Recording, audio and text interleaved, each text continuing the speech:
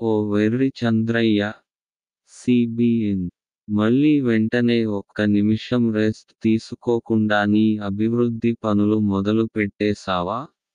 ఎందుకు అంత తొందరపడతావో నాకు అర్థం కాదు. నీ కుటుంబాన్ని వదిలి, తొందరగా అభివృద్ధి సాధించి, తొందరగా అందరికీ ఉద్యోగావకాశాలు కల్పిస్తున్నావో నాకు అర్థం కావటం లేదు. నువ్వు 2014 నుంచి 2019 వరకు త్వరగా బాగా అభివృద్ధి చేసి, ఆ తరువాత నాకు రాష్ట్రాన్ని నాకు అప్పగించారు. నేను నీలగా అభివృద్ధి చేస్తే నన్ను ప్రజలు గుర్తించుకోరు, అందుకే నేను రాష్ట్రాన్ని ప్రతి రంగంలోని సాధ్యమైనంతవరకు నాశనం చేశాను.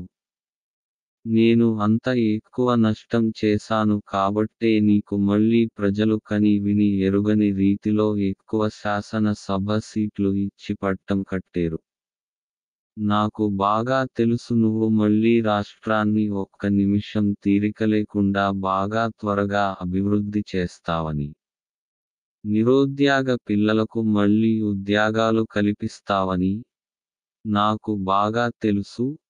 రైతులకు, పంట పొలానికి 24 గంటలు నీళ్లు, కరెంట్ కల్పిస్తావని నాకు బాగా తెలుసు. ఆంధ్ర జనానికి ఎక్కువ పరిశ్రమలు తెస్తావని. నువ్వు ఎంత చేసినా నాకు ఈ రాష్ట్ర ప్రజల మీద బాగా నమ్మకం, మళ్ళీ నాకు ముఖ్యమంత్రిగా ఒక్క అవకాశం ఇస్తారని.